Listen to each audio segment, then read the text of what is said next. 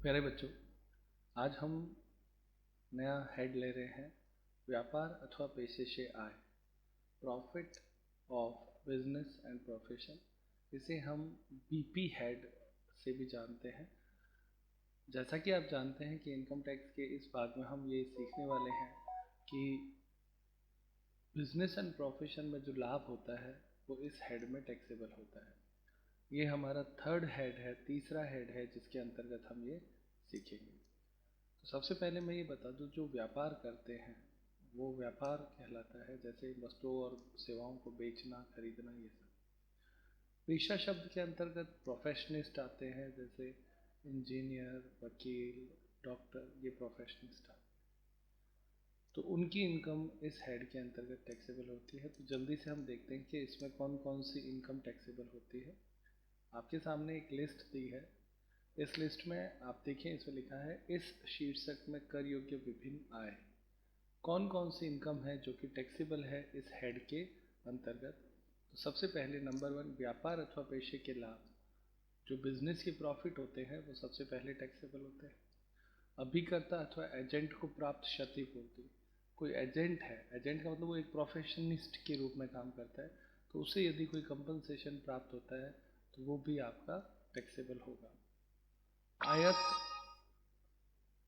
आयात लाइसेंस की बिक्री से लाभ, इंपोर्ट बोलते हैं, आयात मतलब हो गया इंपोर्ट लाइसेंस सेल करना, तो ये भी बिजनेस का माना जाएगा। निर्यात के बदले सरकार को सहायता, तो सरकार से यदि आपको एक्सपोर्ट करने के लिए कोई सहायता मिलती है तो वो सब्सिडी जिसको हम बोलते हैं वो भी टैक्सेबल होगी।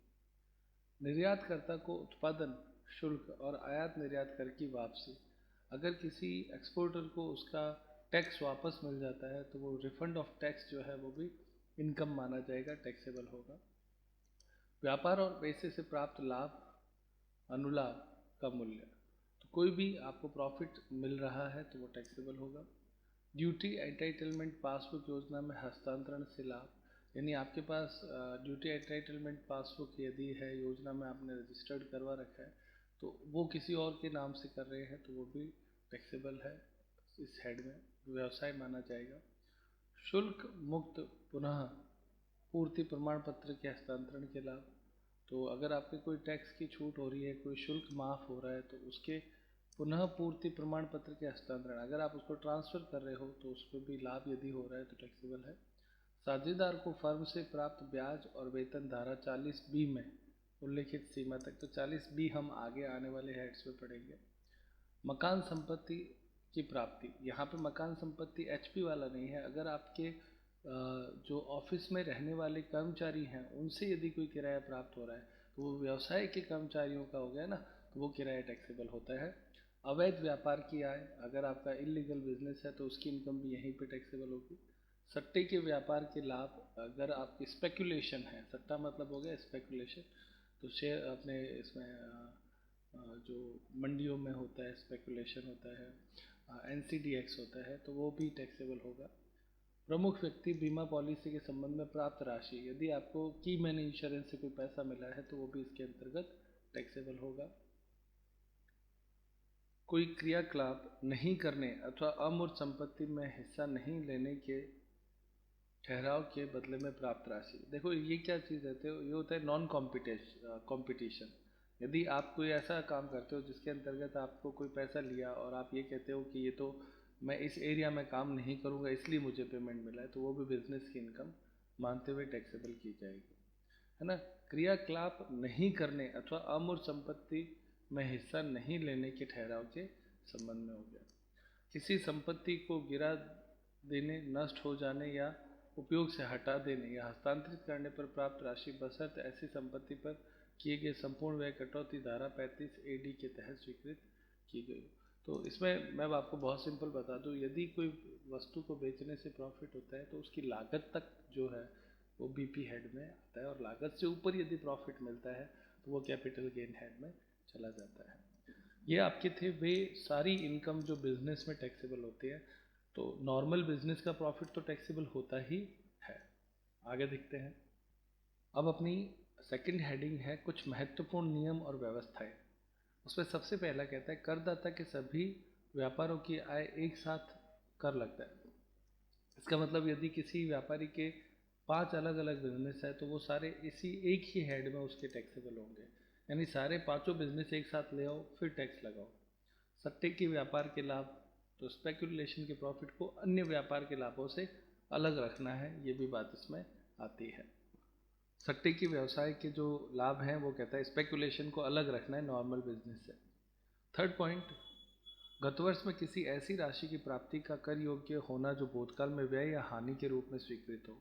मान लो कोई भी व्यय हुआ, कोई खर्चा है या कोई हानि आपको हुई और आपके इनकम टैक्स उस पर नहीं लगा, आपको छूट मिल गई, तो इन फ्यूचर भविष्य में यदि वो पैसा वापस मिल जाता है तो उस समय वो ये कहता है कि वो वापस टैक्सेबल हो जाएगा। थर्ड पॉइंट हेडिंग है कर देय लाभों की गणना। कर देय लाभ यानी जिस पे टैक्स लगेगा वो कैसे कैलकुलेट करते हैं, ये है। तो कर देय लाभों की गणना में वो कहता है व्यापार और पेशे की सकल आय जो ग्रॉस इनकम होती है उसमें से स्वीकृत व्ययों को घटाने पर देय कर देय लाभ ज्ञात हो जाता है।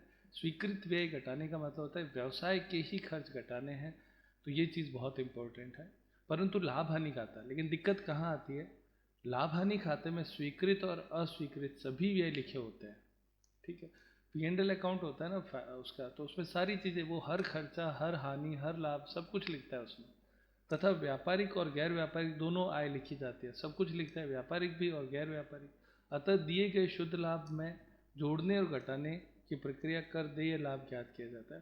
तो वो ये कहता है, ये जोड़ने और घटाने का मतलब होता है कि जो हमें P&L का प्रॉफिट है ना उसको सुधार करना पड़ेगा। तो वो सुधार कैसे होगा वो हम जब प्रैक्टिकल क्वेश्चन करेंगे तो उसमें मैं आपको बताऊंगा। बस ये इसको ऐसा समझें, अलाउड और एक शब्द होता है डिसअलाउड।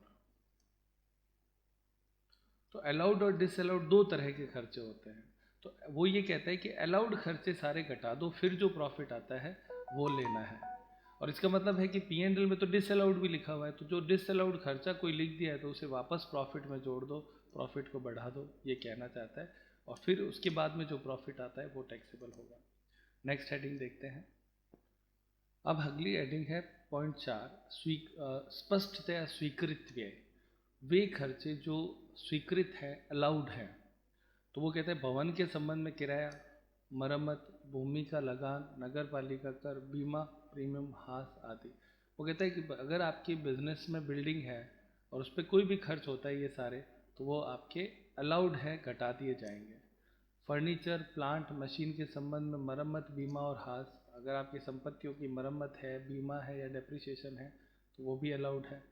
वैज्ञानिक अनुसंधान के आयगत और पूंजीगत व्यय, ये वैज्ञानिक अनुसंधान क्या होता है कि जब एक व्यवसाय क्या करता है कि बिना रिसर्च के कोई भी प्रोडक्ट लॉन्च नहीं कर सकता है, तो रिसर्च के ऊपर ये वैज्ञानिक अनुसंधान मतलब रिसर्च पे जो खर्चा होता है वो भी अलाउड होता है। वो कहते हैं पूंजी, भूमि की लागत और कर्मचारियों का अनुदान को छोड़कर ये दो खर्चे अपने को छोड़ देने हैं। स्वीकृत व्ययों में चौथा है, ये अलाउड एक्सपेंडिचर में ही चल रहे हैं, दूर संचार सेवाओं के लाइसेंस तथा स्पेक्ट्रम के प्रयोग के अधिकार प्राप्ति के व्ययों की अवधि के हिसाब से एक किस्त स्वीकृत और शेष अलग वर्षों में किस्त के रूप में दी जाएगी। इसको ऐसे समझे कि जैसे मान लो आपको लाइसेंस मिला हुआ है दूर संचार का 10 साल के लिए मिला हुआ है, तो वो ये कहते हैं कि 1 साल का तो आपको अलाउड कर दो और 9 साल का डिसअलाउड कर दो, फिर अगला साल आएगा तो फिर 1 साल का अलाउड कर दो 9 साल, यानी इसको 10 साल में हर साल एक एक किस्तों में बांट दो। सही है ना। तो जिस साल खर्चा होता है तो उस खर्चे में से एक किस्त तो अलाउड करना है, 9 किस्त को डिसअलाउड कर देना है, और फ्यूचर में क्या होगा कि एक एक किस्त हर साल घटाते जाएंगे। तो वो ये दूर संचार सेवाओं को ईयर्स के अनुसार लेना है। पांचवा पॉइंट, सामाजिक अथवा आर्थिक कल्याण की परियोजना, अगर इस पर कोई खर्च है तो आपके अलाउड है। निर्दिष्ट व्यवसाय पर किए गए व्यय अलाउड है। ग्रामीण विकास कार्यक्रम के लिए भुगतान अलाउड है। अधिसूचित कृषि विस्तार योजना पर किए गए व्यय अलाउड है। अधिसूचित कौशल विकास योजना पर कंपनियों द्वारा किए गए व्यय अलाउड है। मार्च 1998 के बाद प्रारंभिक व्ययों के संबंध में योजना की लागत या पूंजी पर 5% तक स्वीकृत यानी 1/5 की कटौती स्वीकृत योग्य है। स्वैच्छिक सेवानिवृत्ति योजना के तहत कर्मचारियों को सेवानिवृत्त होने पर यानी जब व्यक्ति रिटायर होता है तो क्षतिपूर्ति देते हो, तो वो भी 1/5 भाग यानी 5 वर्षों में उसको स्वीकृत करना है। 5 वर्षों में स्वीकृत करना मतलब एक किस्त तो 1 साल में करोगे तो 5 सालों में हो जाएगी, तो 1/5 कहता है। खनिज उत्पादों की खोज पर किए गए व्यय का 1/10 भाग प्रतिवर्ष स्वीकृत है। अन्य व्ययों में बीमा प्रीमियम, कर्मचारियों के बोनस, कमीशन, ब्याज, शून्य कूपन बॉन्ड के निर्गमन का बट्टा और प्रमाणित भविष्य फंड यानी प्रोविडेंट फंड, सुपर एन्युएशन फंड, इन सब में अगर होता है फंड में अंशदान, पशुओं की हानि, डूबत ऋण, प्रतिभूति लेन देन कर, वस्तु लेन देन कर, ये सब अलाउड है। सब अनेक व्यय वाणिज्य के सामान्य सिद्धांतों के आधार पर स्वीकृत होते हैं। यानी इस हेडिंग में वो ये कहना चाहता है बाकी जो व्यवसाय में नॉर्मल में जो खर्चे होते हैं वो सारे अलाउड ही होते हैं। उसकी लिस्ट हम अभी आगे डिस्कस करेंगे। अब हमारी हेडिंग है स्पष्टतया अस्वीकृत व्यय। ऐसे कौन से खर्चे हैं जो अस्वीकृत है? स्पष्टतया अस्वीकृत यानी डिसअलाउड। तो डिसअलाउड में भारत के बाहर या भारत के किसी अनिवासी को अथवा विदेशी कंपनी को देय ब्याज, जिसमें वो कहता है रॉयल्टी और फीस उद्गम स्थान पर कर न काटा हो। यानी यदि आप किसी विदेशी को पेमेंट करते हो, अनिवासी को करते हो, तो ऐसी स्थिति में उस पर TDS काटना जरूरी है। अगर आपने TDS नहीं काटा है तो ऐसी स्थिति में वो अलाउड नहीं होगा। व्यापार और पेशे के लाभों के से आए तो वो उसमें ये कहता है कि इनकम टैक्स, व्यापार और पेशे के लाभों पर कर, तो इनकम टैक्स जो है वो अलाउड नहीं है। ओके। अच्छा, एक बात और बच्चों में आप समझ लें कि जितने भी रूल्स हैं आप ध्यान से सुनते जाएं, दिमाग में बिठाते जाएं। जब हम क्वेश्चन सॉल्व करेंगे तो ये पूरा अच्छे तरीके से आपको समझ में आ जाएगा। अभी सिर्फ आप सीखो अलाउड क्या है और डिसअलाउड क्या है। आगे, संपदा कर यानी वेल्थ टैक्स, भारत के बाहर या भारत में किसी अनिवासी को वेतन के रूप में दी गई राशि, TDS अगर नहीं काटा है तो टैक्सेबल। कर्मचारियों को किसी फंड के भुगतान, उद्गम स्थान पर TDS ना काटना। तो ये सारे बहुत स्पष्ट है कि ऊपर तक जो अपने पढ़े, अगर बिना TDS काटे किसी भी बाहर के व्यक्ति को भुगतान करते हो तो वो अलाउड नहीं होगा। आगे, कर्मचारियों को किसी फंड से भुगतान हो गया, कर्मचारियों के अनुलाभों पर नियोक्ता द्वारा कर, इसे फ्रिंज बेनिफिट टैक्स कहते हैं। तो ये वो कहता है कि डिसअलाउड होगा। किसी अनिवासी को दे ब्याज, किसी भी विदेशी व्यक्ति को, अनिवासी को आप ब्याज देते हो, कमीशन देते हो, दलाली देते हो, किराया देते हो, रॉयल्टी देते हो, सब कुछ देते हो, ये सारे पेमेंट वो कहते हैं बिना TDS काटे दोगे तो सारा डिसअलाउड है। ये उद्गम स्थान पर कर काटना जरूरी होता है। अगर ये TDS नहीं काटा है तो ऐसी स्थिति में सारा टैक्सेबल हो जाएगा। साझेदार को ब्याज और वेतन धारा 40B की सीमा तक अलाउड है। अब है कुछ दशाओं में अस्वीकृत व्यय। ऐसे कौन से एक्सपेंसेस हैं जो कि अस्वीकृत हैं, तो उसको अपने देखते हैं। कुछ दशाओं में अस्वीकृत व्यय में देखें आप, ये भी डिसअलाउड एक्सपेंडिचर है। पहला, विशिष्ट व्यक्तियों को किए गए भुगतान। विशिष्ट व्यक्ति का मतलब क्या है? देखो, विशिष्ट व्यक्तियों में करदाता के रिश्तेदार, कोई कंपनी, फर्म या हिंदू अविभक्त परिवार के संचालक, साझेदार या सदस्य आते हैं। इनको किया गया भुगतान अत्यधिक अथवा अनुचित होने पर अस्वीकृत है। अगर आप अनुचित पेमेंट करते हो, होना चाहिए था 10,000, आप उसको 12,000 कर रहे हो क्योंकि वो रिलेटिव है, तो ये इस तरह के खर्चे सारे डिसअलाउड हो जाएंगे। अगला, 10,000 और 35,000 रुपये से अधिक का भुगतान नकद में होना। पाने वाले के खाते में जमा होने वाले चेक या बैंक ड्राफ्ट के अलावा, यानी अगर आप चेक के अलावा कैश में भुगतान करते हो 10,000 और 35,000 से अधिक, तो ऐसी स्थिति में संपूर्ण राशि अस्वीकृत होगी। संपूर्ण राशि, इसमें नियम 10,000 का है, आप 10,000 याद रखें। 35,000 केवल ट्रांसपोर्टेशन यानी भाड़े के लिए अगर किसी को दे रहे हो तो 35,000 होगा। अदरवाइज नियम ये है कि 10,000 से कम यदि कैश है तो चल जाएगा, पर 10,000 से ऊपर यदि कोई भी पेमेंट है और वो कैश में होता है तो वो डिसअलाउड होगा। ठीक है प्यारे बच्चों। नेक्स्ट है थर्ड पॉइंट, ग्रेच्युटी के भुगतान के लिए आयोजन। तो इसमें ये अपने जैसे कर्मचारियों को ग्रेच्युटी का भुगतान किया जाता है, तो वही कहता है ग्रेच्युटी के लिए यदि कोई आप प्रोविज़न बना रहे हो तो वो आपके अलाउड होगा, लेकिन अन्य प्रोविज़न को छोड़कर अन्य प्रोविज़न जो है वो अस्वीकृत है। तो कोई भी, वैसे इसमें आप एक पॉइंट याद रखें, कोई भी रिजर्व और प्रोविज़न है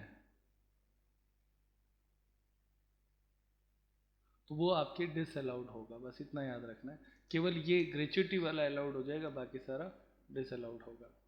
आगे ये हेडिंग बहुत इंपॉर्टेंट है, वो कहते हैं वास्तविक भुगतान करने पर ही कटौती।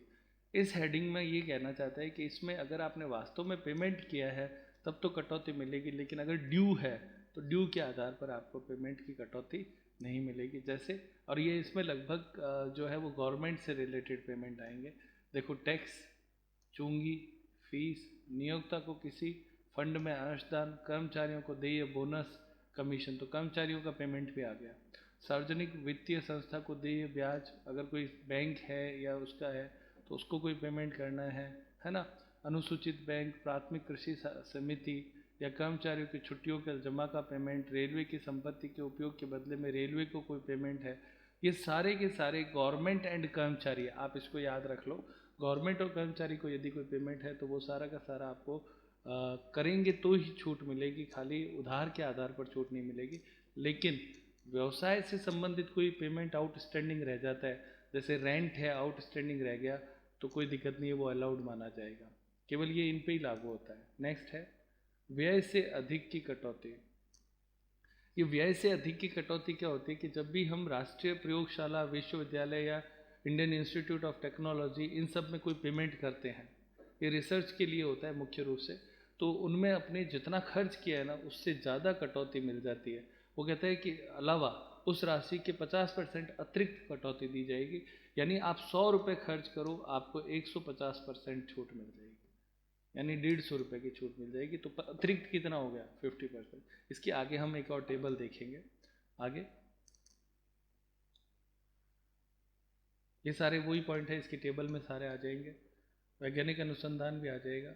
अब आता है ये पॉइंट 9 नंबर, इस शीर्षक की कर मुक्त आय कौन सी है? तो कृषि आय कर मुक्त है, लेकिन वो कहता है चाय कॉफ़ी का निर्माण यदि होता है तो 60% टैक्सेबल होगी।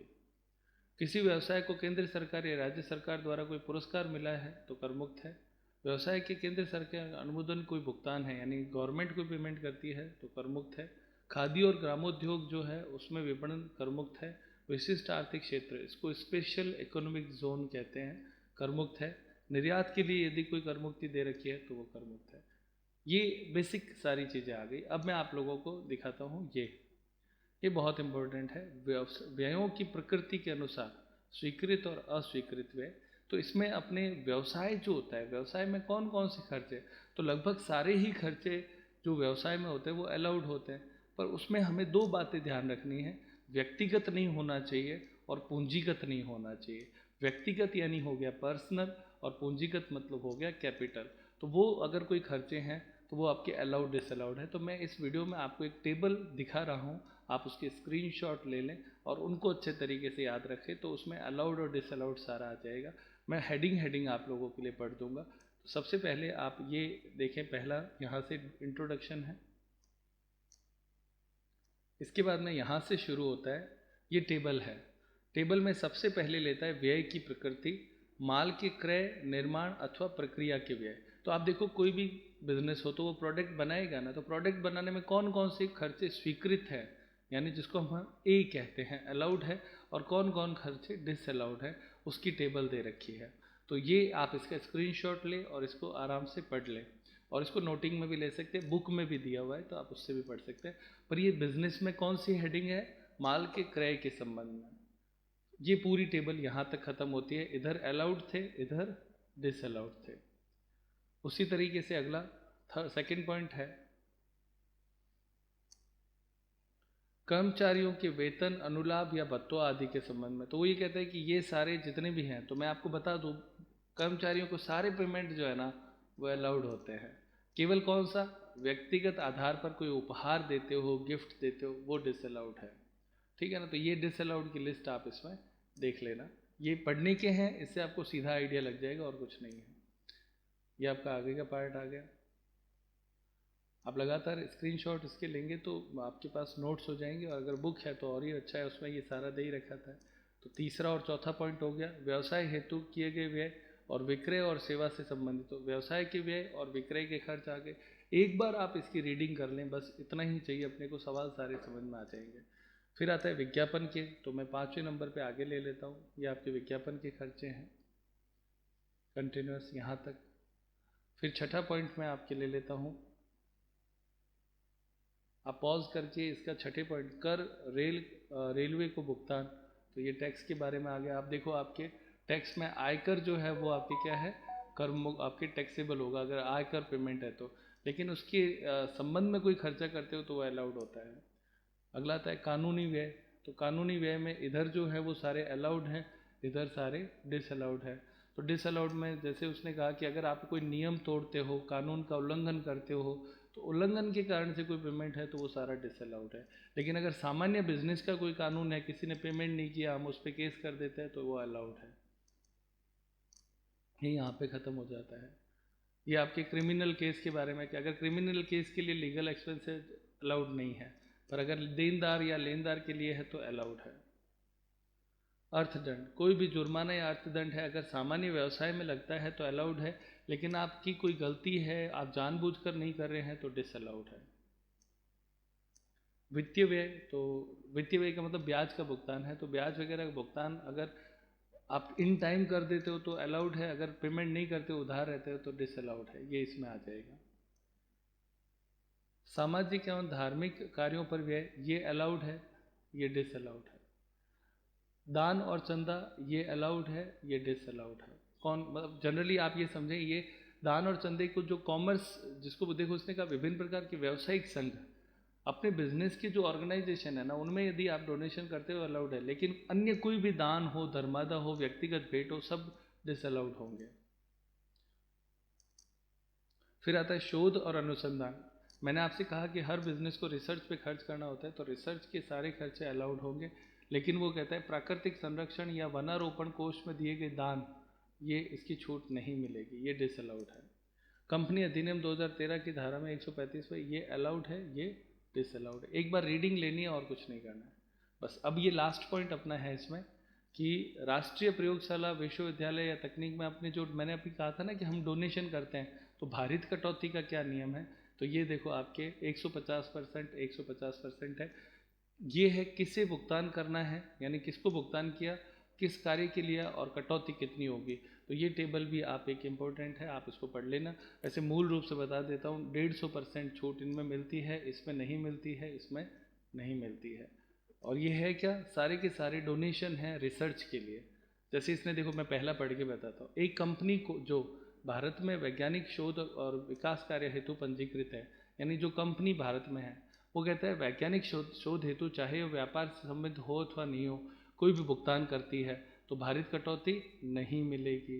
अब मिलेगी उसका पढ़ लेते हैं। राष्ट्रीय प्रयोगशाला, विश्वविद्यालय या तकनीकी संस्थान को आप अनुमोदित वैज्ञानिक शोध के लिए कोई पैसा देते हो तो 150% छूट मिल जाएगी। तो ये बस आपको इतना ही याद रखना है कि ये 150% का मतलब 50% एक्स्ट्रा हो गया, ठीक है ना। तो ये इतना ही बीपी हेड में है। आप लोगों को करना क्या है, मैंने आपको बेसिक चीज़ें बता दी, इसमें कोई बहुत बड़े बड़े रूल्स नहीं हैं। अगर आप इसको करना अच्छे से करना चाहते हो तो अपनी किताब के फर्स्ट पेज से डायरेक्ट पढ़ना शुरू करेंगे। बेसिक बेसिक चीज़ें आप समझ लें, व्यवसाय के बारे में है। अब इसके हम क्वेश्चंस करेंगे तो ये और बेहतर तरीके से समझ में आ जाएगा। आप इसकी रीडिंग ले लेंगे सारी की सारी तो बहुत अच्छा रहेगा, ठीक है। तो आज की क्लास यहीं पे समाप्त करते हैं।